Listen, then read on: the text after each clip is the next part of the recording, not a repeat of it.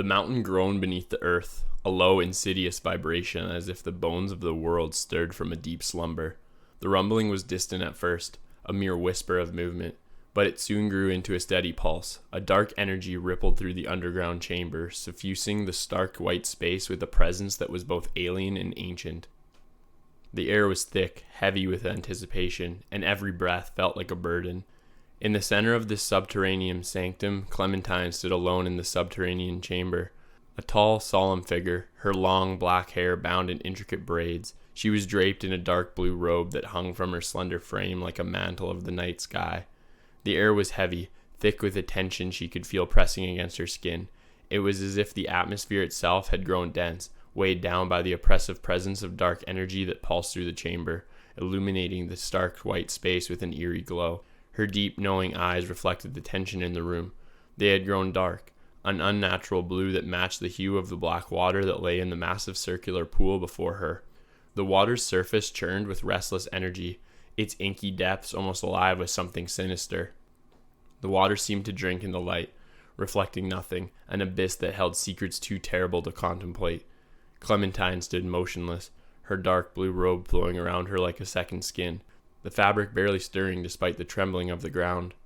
Her breath came in shallow, controlled pulses, her mind in tune with the rising tide of ancient power filling the chamber. Soft chanting began to echo in the chamber, barely audible at first, but growing in volume as Clementine swayed to its rhythm. Her eyes were now entirely consumed by the dark blue light, her head tilted back, her gaze fixed on the nothingness above her. Her body moved in harmony with the chant, swaying slightly as though she were tethered to the very vibrations rippling through the chamber.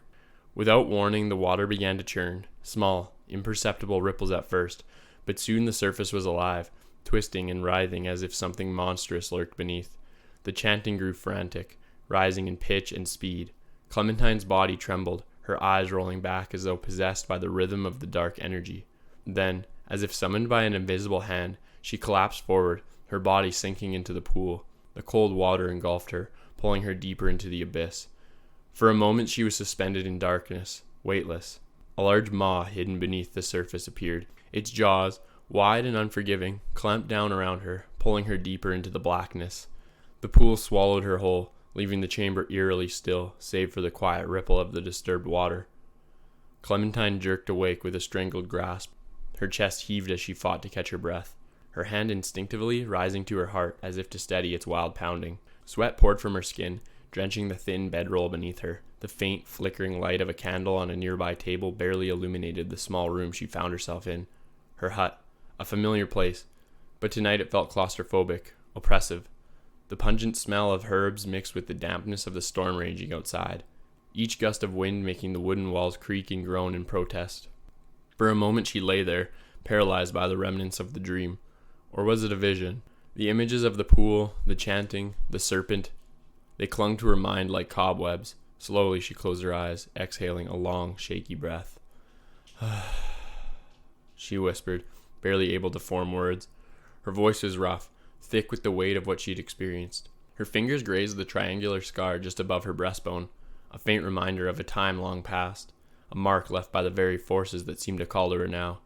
Just a dream, she murmured, though deep down, she knew it was far more than that, a haunting one. There was no time for hesitation. Whatever this was, it was too powerful to ignore. She needed answers, and there was only one person who might be able to provide them. With determination, Clementine rose from her bedroll, her movements sharp and urgent as she dressed herself in haste. The storm outside howled, but it only mirrored the growing storm within her. I must talk to the chief. Immediately, she said aloud, steeling herself for what was to come. Dreams like this were never just dreams. The storm roared with fury as Clementine threw open the door to her hut, the wind slamming it against the wall with a force that echoed the turmoil within her mind. Rain lashed against her, sharp as needles, soaking her robes within seconds. The wind tore at her braids, whipping them around her face. Overhead, the sky split open, lightning crackling through the heavens, illuminating the vast expanse of the plains that stretched out before her. Earthen mounds dotted the landscape, their silhouettes stark and shadowy against the stormy horizon, but the mounds were not quiet, even in this violent weather. All around her, the Dolgani moved with purpose through the storm with the grace and power of their kind, their four-armed forms cutting imposing figures against the chaotic backdrop. Their leather armor, adorned with blue feathers, caught the brief flashes of light, shimmering like the storm itself had blessed them. Even in the pouring rain, their feathers shimmered like sapphires, a beacon of their resilience. They worked tirelessly, unfazed by the storm, but Clementine could see an undercurrent of unease rippling through the village. Something had shifted in the air tonight. Clementine didn't stop to acknowledge them. She pushed forward, her feet sinking into the mud with every hurried step, her robe plastered to her skin, whipped violently in the wind as she hurried through the storm. Through the relentless rain, her eyes locked on the largest mound in the distance, a massive formation shaped like a crow, its silhouette looming ominously against the horizon.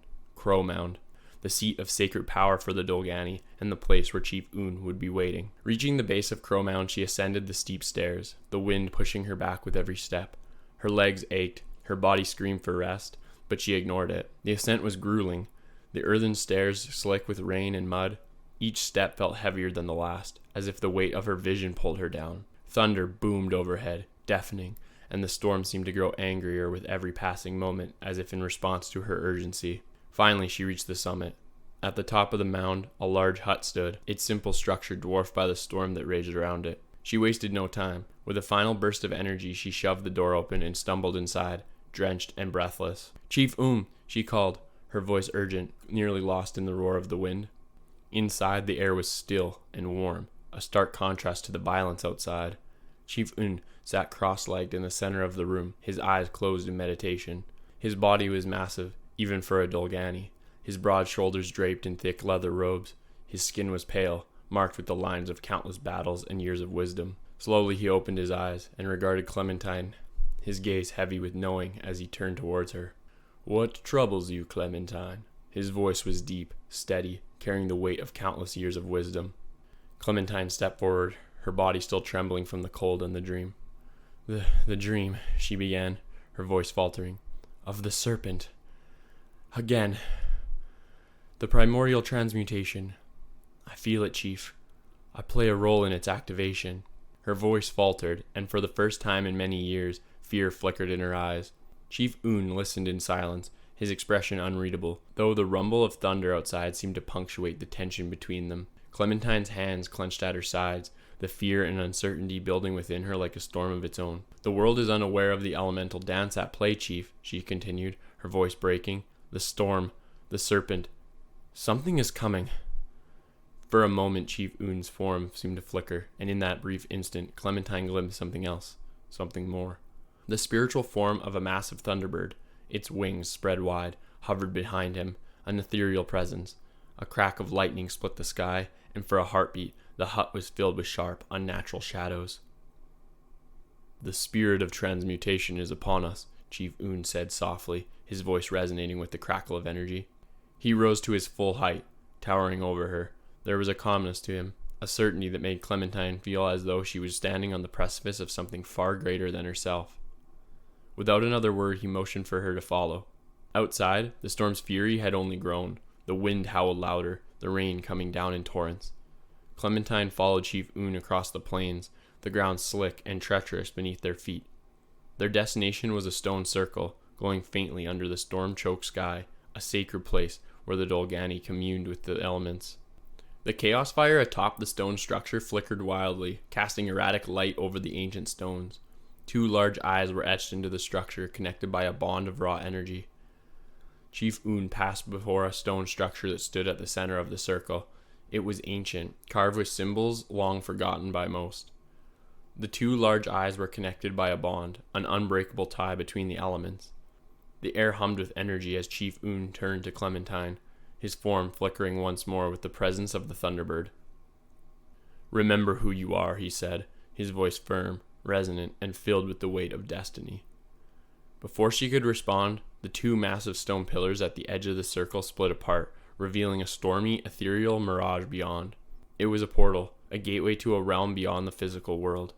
Clementine felt her heart race, her pulse pounding in her ears as she stepped forward into the storm's vision. The storm was alive.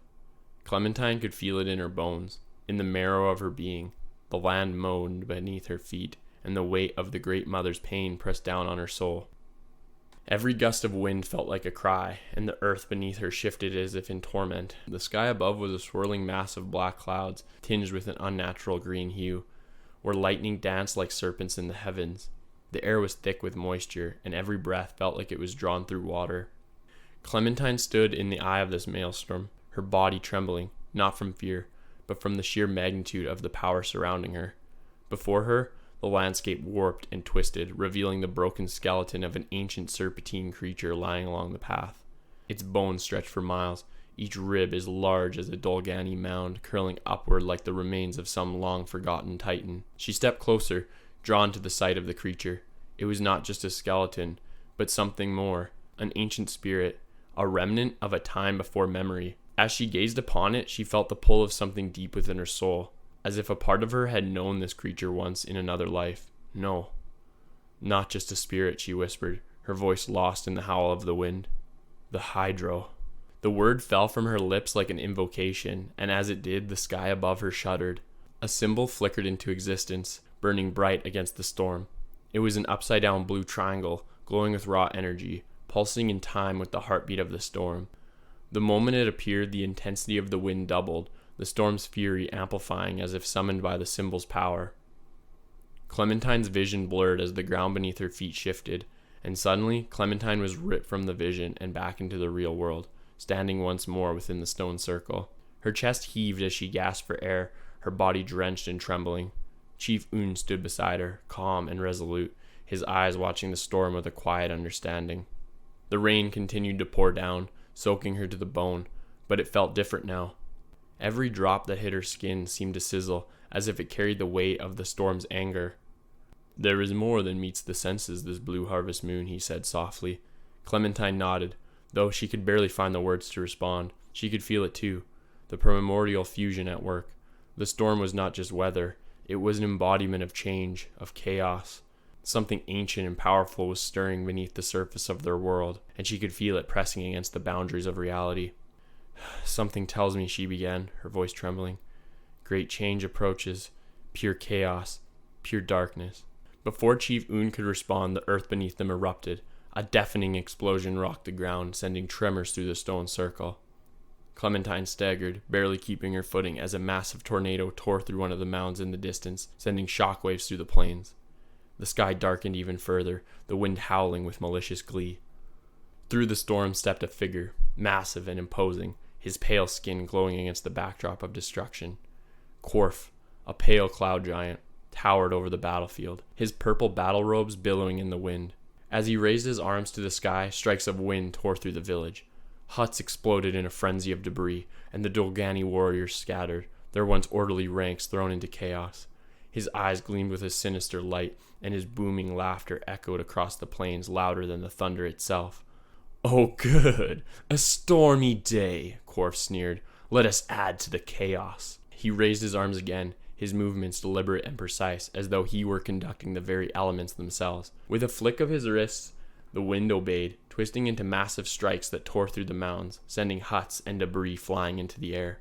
Clementine watched in horror as the storm descended and the village crumbled before her eyes.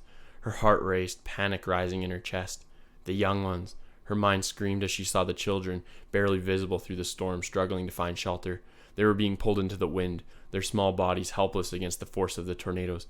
"No!" Clementine shouted, her voice breaking with desperation. She took a step forward, her instincts to protect overpowering the fear that held her frozen. Chief Un stood tall, undeterred by the chaos unfolding around him. "Dolgani!" Chief Un shouted above the roar of the wind. "The giants, they have shown their hand." His eyes, now burning with resolve, focused on Quarf as he summoned a massive pike from the air. The weapon glowed with an ethereal energy, its tip sparking as lightning struck it, filling it with the power of the storm. Clementine felt the sheer force of the storm channeling through Chief Un. His presence was more than that of a mere warrior. He was the embodiment of the storm itself. His gaze remained locked on Quarf, whose sneering laughter echoed through the stormy night. The giant, floating high above the battlefield, his feet hovering with a swirling tornado vortex, seemed to delight in the destruction. Quarf raised his arms again, and with a twist of his hand summoned more winds that ravaged the village, tearing apart huts and sending the Dolgani into further disarray. Quarf grinned, his pale skin glowing in the flashes of lightning.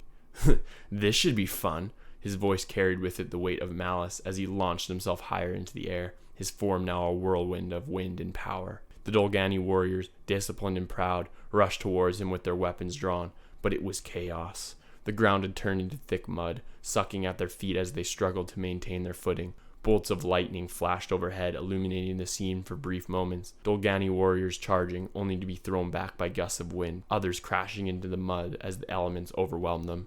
Korf descended upon them like a god of the storm, tearing through their ranks with fists full of wind and fury. He hurled them aside as if they were nothing more than leaves caught in a gust. The Dolgani fought valiantly, their leather armor gleaming with rain, and their blue feathers bright against the darkened sky, but they were no match for the fury of the wind. Huts exploded under the force of the storm, and warriors were tossed through the air like rag dolls, their cries swallowed by the roaring wind. The storm consumed everything in its path, leaving the once thriving village in shambles. Chief Un, undaunted by the carnage, charged towards Korf. His pike crackled with energy, and he leaped into the air, aiming for the cloud giant with a precision strike. Korf barely had time to react as the glowing pike struck him in the chest, sending a burst of lightning through his body. For a moment it seemed as though Chief Un had the upper hand, but Korf's strength was far greater than anyone could have anticipated. With a roar of defiance, Korf summoned a dual vortex, the winds spiraling together in a violent explosion that struck Chief Un with a devastating force. The mighty Dolgani chief was flung across the battlefield, his body slamming into the base of Mound with a sickening thud. Clementine's heart nearly stopped as she saw the chief fall. "No, the Mound," she whispered, her voice trembling as fear gripped her. Korf chuckled. "Oh, come now. Don't be too sentimental." Korf's laughter echoed across the ruined plains as he turned his attention to the towering crow-shaped mound, the symbol of their village, their home. "Now for the best part," Korf sneered, his voice dripping with malicious excitement. He raised his hands and with a deliberate motion summoned 2 celestial balls of wind, each swirling with destructive energy. With a flick of his wrist, he sent them hurtling towards Mound. Clementine could only watch in horror as the twin orbs struck the mound with a force that shattered the earth. The impact sent shockwaves through the ground, and in a matter of seconds, the entire structure began to crumble. The crow-shaped mound, which had stood for centuries as a symbol of strength and unity, collapsed into 1,000 fractals, dissolving into dust and rubble. The world seemed to slow as the mound fell. Clementine's breath caught in her throat, her mind reeling. Everything, the village, the people, the history, gone in the blink of an eye. Her body felt numb, the weight of the devastation too much to bear. The mound, all the work, gone, she whispered, her voice a fragile echo of the despair that now filled her. Amidst the ruins, Korf descended from his tornado vortex, landing with a thundering crash on the broken ground. He stood before Clementine, his towering figure casting a shadow over her. His pale face was twisted into a dark smile, his eyes gleaming with cruel satisfaction. "Do not miss your purpose, Clementine," Korf said, his voice low and menacing. "The age of the Titans has just begun." Before Clementine could react, Korf unleashed a final devastating blast of wind, the force of which sent her and the remaining Dolgani flying backward. The blast tore through the village, creating a massive crater that radiated outward, leaving the once vibrant land barren and broken. As the dust settled, Clementine found herself half buried in the dirt, her body bruised and battered. She coughed weakly, the taste of blood and earth filling her mouth. Her vision swam, but as the chaos around her began to fade, she saw something flickering in the sky above. The form, massive and serpentine, twisted across the stormy heavens, its dark body illuminated by the flashes of lightning.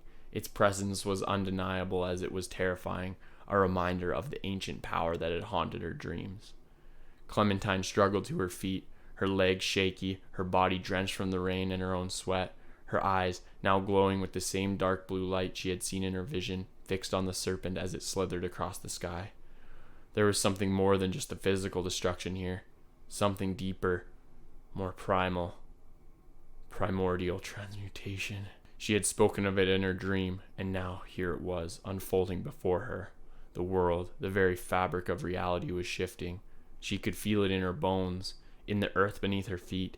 The balance of elements, fire, water, earth, air, was breaking down, giving way to something new, something dangerous.